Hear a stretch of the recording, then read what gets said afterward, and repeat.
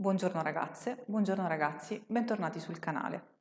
Il video di oggi sarà un nuovo video sul discorso del ritratto, il nuovo percorso che abbiamo iniziato insieme. Avevo un'idea ben precisa del video che avrei fatto oggi, che in realtà ho cambiato all'ultimo minuto perché mi sono resa conto che quel tipo di discorso ha bisogno di un'introduzione a monte. L'introduzione a monte è questa qui.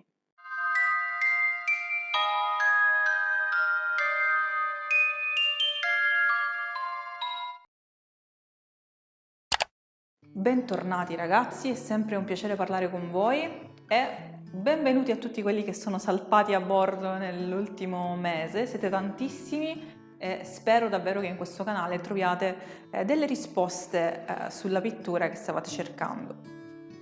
Quello di oggi sarà un video particolare perché sarà più che altro una riflessione su qualcosa che credo sia abbastanza trascurata e che in realtà è fondamentale per tutti quelli che vogliono dipingere, al di là del soggetto, quindi questo video lo inserisco nel tema ritratto, ma non vale soltanto per il ritratto, queste sono delle considerazioni che vanno fatte su ampia scala proprio riguardo ogni tipo di dipinto, ogni tipo di soggetto pittorico. Di che cosa voglio parlare? Lo avrete visto nel titolo, sicuramente perché avevo intenzione di metterlo nel titolo, ma oggi parleremo dell'importanza della rieducazione all'unicità. Perché? Perché abbiamo già introdotto la differenza tra il linguaggio fotografico e il linguaggio pittorico. Ovviamente, come vi spiegavo, ogni video è messo in un punto ben preciso per rendere la fruizione fluida. A volte si tende a dimenticare che un quadro è un pezzo unico. Perché? Perché per la maggior parte delle volte, la maggior parte dei quadri con cui veniamo in contatto, la raggiungiamo tramite una riproduzione, che sia la foto su di un libro, su una monografia o banalmente su un sito internet. L'abitudine ad avere le immagini su internet, magari anche con altissima risoluzione che ci permette di vedere anche dei dettagli, no, sulla tecnica pittorica che dal vivo ci sfuggirebbero, ci impigrisce un po' nell'andare a guardare le opere al museo. Invece quello che oggi voglio spiegare e dire è proprio l'importanza di guardare le opere dal vivo. E come al solito ho un esempio anche per spiegarvi questo inghippo. Quante volte avete sentito dire uso questo quadro perché c'è quasi un meme su questa piccola verità, che tutti quelli che vedono la Gioconda dal vivo restano delusi perché se l'immaginavano più grande. O, volendo cambiare ambito, prendendo la scultura, quanti sono rimasti delusi quando hanno visto la meravigliosa scultura, gruppo scultoreo di Amore e Psiche di Canova dal vivo perché la facevano più grande. Perché? Perché la nostra visione è sempre stata falsata dal fatto che ne abbiamo sempre assorbito una riproduzione e anche laddove sotto c'era scritta la dimensione, il nostro cervello l'ha idealizzata. L'idealizzazione di un'opera d'arte è un'altra trappola che dobbiamo assolutamente disarmare prima di iniziare a dipingere in generale e nel nostro caso a dipingere un ritratto. Perché vi dico questo? Perché in realtà anche la dimensione del dipinto, intesa sia come la dimensione della tela, ma anche come la dimensione della scelta per la figura all'interno del dipinto, simbolicamente è fondamentale per l'illusione pittorica e per la resa pittorica. Le dimensioni scelte, soprattutto nei dipinti classici, nei dipinti storicizzati come opere d'arte, era parte integrante dell'effetto finale. Non è stato mai un caso che quella Madonna fosse leggermente più piccola della figura reale, delle dimensioni reali di una persona. Non è mai stato un caso che quella figura avesse invece delle dimensioni reali, ci desse proprio l'impressione di poter dialogare con lei perché aveva le dimensioni giuste. Non è un caso quando una figura viene ingigantita rispetto alle dimensioni reali. E questo, nell'epoca della riproduzione seriale, è ovviamente un grosso inghippo, un grosso limite. Un pittore deve capire l'importanza delle dimensioni scelte e l'importanza dell'inquadratura scelta. Ma perché ci sono le persone per strada che mi vedono?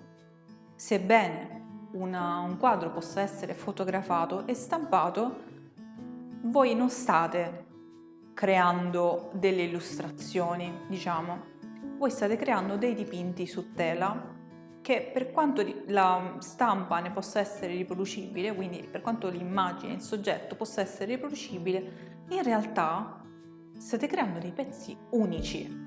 E questo non è un qualcosa di brutto, questo è un qualcosa di prezioso che va valorizzato.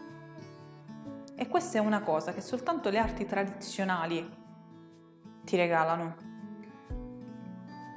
E so che nell'epoca del digitale si è perso la bellezza dell'oggetto unico, ma vi posso assicurare che questo, quando un pittore dipinge un quadro, se si concentra sul fatto che quell'opera è unica e che ogni singola parte di quell'opera è importante, compresa la dimensione, l'effetto finale sarà al massimo della sua espressività artistica. E ve lo voglio rendere ancora più visibile mostrandovi un esempio pratico. Provate a vedere un film al cinema, sarà successo a tutti, e poi provate a guardarlo dal cellulare, provate a guardarlo dal computer. Tutti avranno notato, chi ha fatto ovviamente l'esperienza di guardare almeno un film al cinema, ma credo che sia successo a tutti, i più fortunati quantomeno, l'impatto emotivo che ti dà il film visto al cinema, l'espressività degli sguardi degli attori visti al cinema e quanto perde in espressività il film visto sul telefono, visto su un dispositivo mobile molto piccolo. Questa è la stessa cosa che succede a un quadro. Io sono una di quelle persone sicuramente sbagliate, ma io sono nata sbagliata ovviamente, a prescindere, che hanno una sorta di mal di pancia ogni volta che vede la stampa di un quadro famoso, per esempio su una tazza. Perché mi sembra veramente la profanazione di qualcosa di pazzesco. Un conto è un'immagine creata apposta per una tazza, un conto è un dipinto, un pezzo unico che è costato fatica, lacrime, sudore e sangue al pittore che l'ha fatto, stampato su una tazza. Ma ammetto che quello è un problema mio. Fatemi sapere se voi avete il mio stesso disturbo, perché magari non sono la sola. Capire l'importanza di un primo piano, per esempio, da un punto di vista simbolico, è fondamentale perché il primo piano in particolare nel ritratto è utilizzato come se non avesse alcuna importanza. Anche nel cinema il primo piano non è stato introdotto immediatamente nei primi film che sono stati fatti. Ci è voluto un po' per capire la potenzialità artistica di un primo piano. Ed è bene che chi fa un ritratto e sceglie di farlo in primissimo piano, questo lo sappia. Perché, riflettiamoci, nella vita di ogni giorno, quando è che entriamo in contatto con un primissimo piano? Soltanto quando baciamo qualcuno, per esempio. Iniziamo a riflettere sull'importanza di queste cose. E poi vedere i quadri dal vivo, vedere le opere dal vivo è importante anche per un altro motivo, che è una delle trappole mentali più facili in cui cadere, specialmente per i giovanissimi pittori, ma anche per i non giovanissimi pittori, per gli studenti di pittura in generale, dove ovviamente per studenti di pittura io non intendo quelli dell'accademia che studiano il corso di pittura, ma chi studia pittura al fine di diventare un pittore, ma anche pittori d'annata, non credete che non cadano in questi inghippi. Ma di che cosa sto parlando? A volte anche quando guardiamo un'immagine su internet, la idealizziamo nella resa. Che vuol dire? Quante volte noi fotografiamo una nostra opera d'arte e improvvisamente non ci piace più? Allora, dopo che poniamo un filtro, t'ho beccato, improvvisamente la foto ci piace di più e la postiamo. Quindi noi stiamo buttando nell'internet un'immagine non realistica, ma modificata. Perché? Perché abbiamo la cultura della riproduzione, non del dipinto vero. Non è che io vedo il mio dipinto fotografato, non mi convince e vado a intervenire sul dipinto, intervengo sulla foto. Non pensiate di essere gli unici al mondo. Quando ero una giovane studentessa, io ero innamorata di una pittrice italiana, cioè io ero convinta che il suo livello di pittura fosse irraggiungibile perché vedevo sempre queste foto che lei postava sul suo profilo e io le guardavo proprio con ammirazione totale perché pensavo, cacchio, non sarò mai alla sua altezza.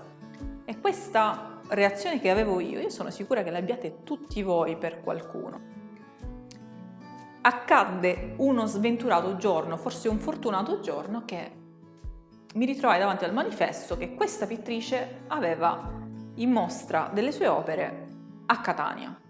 Quindi io e la mia amica, altra fan sfegatata di questa pittrice qui, andiamo, dovevamo assolutamente vedere dal vivo questa pittrice meravigliosa e l'unica cosa che mi sono portata a casa da quella mostra è stata amarezza totale, 2 disillusione totale, 3 consapevolezza che più che una maestra in pittura era una maestra in Photoshop. Perché? Perché quei dipinti che in foto sembravano veramente plastici, tridimensionali, fotografici, stupendi, dal vivo erano dipinti praticamente senza colore.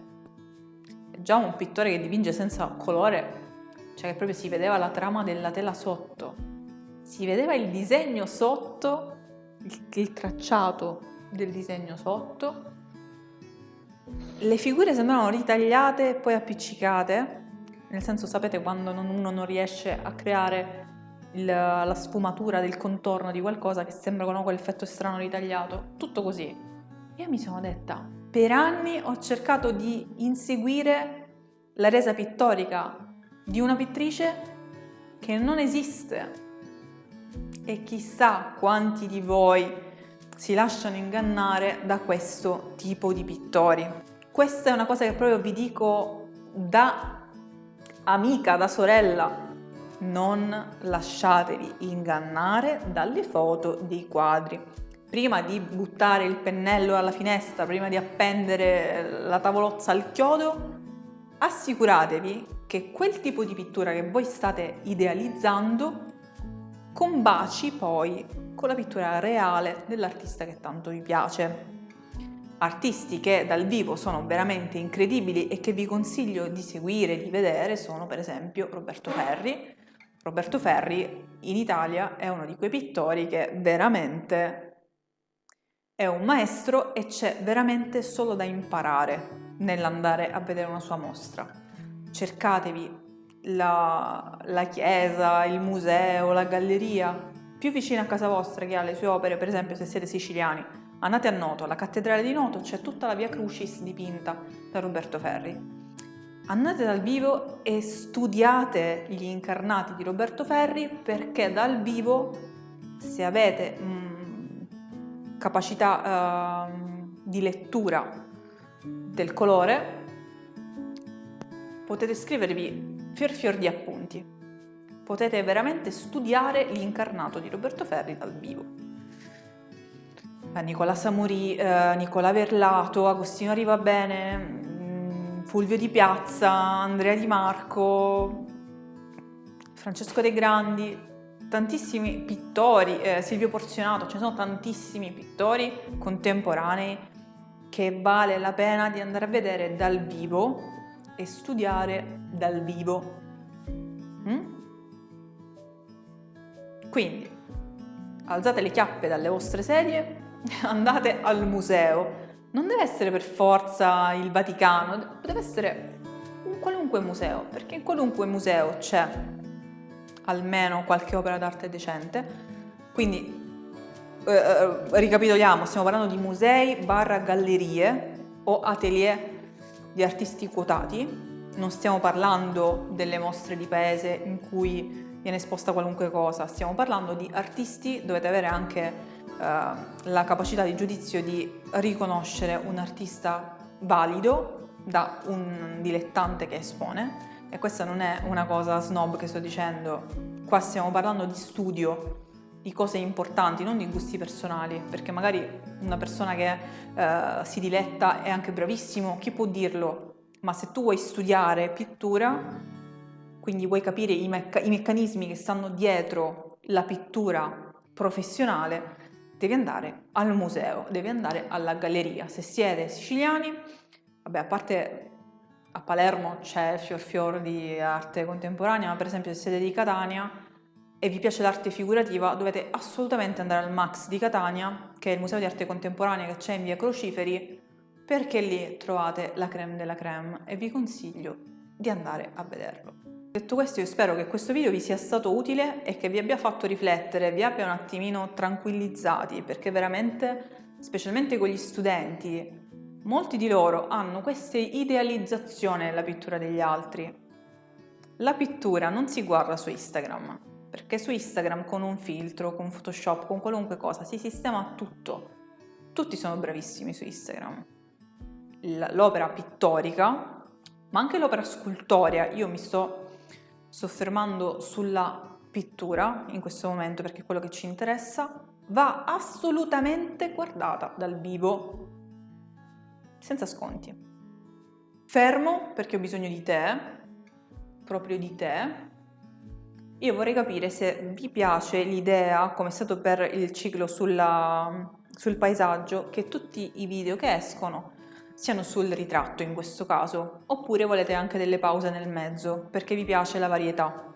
Per dire, oggi è uscito un video di nuovo sul ritratto, la prossima volta magari un video di storia dell'arte, la prossima volta ancora un libro, un consiglio letterario, e poi la volta dopo di nuovo un video sul ritratto. Per favore rispondete a questa domanda nei commenti, perché così posso rendere più interessanti per voi i miei contenuti, oppure faccio di testa mia se non rispondete. In ogni caso, se ti interessano i contenuti d'arte, iscriviti al canale e attiva la campanellina delle notifiche per non perdere le prossime uscite. Potrò registrare solo nel fine settimana, almeno per tutto ottobre e parzialmente novembre, quindi aspettatevi le uscite di lunedì. Io vi mando un enorme abbraccio. Mi mancate, è bello vedervi, è bello vedere che siete cresciuti, è bello leggere i vostri commenti, avrete notato che rispondo sempre volentieri a tutti i vostri commenti. E io vi saluto, vi mando un grosso bacio e ci vediamo presto nel prossimo video. Ciao ragazzi!